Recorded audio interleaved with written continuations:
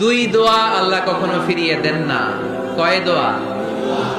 এক হচ্ছে ইনদান নিদা, আজানের পরে যে দোয়াটা করা হয়, আজান আর একামতের মাঝখানে দোয়া, আজানের সময় দোয়া, এই দোয়া আল্লাহ ফিরিয়ে দেয়, একটা গেল। দুই নাম্বার হচ্ছে তাহতাল মাতার, বৃষ্টির নিচে দাঁড়িয়ে দোয়া করলে ওই দোয়া কবুল করে কে?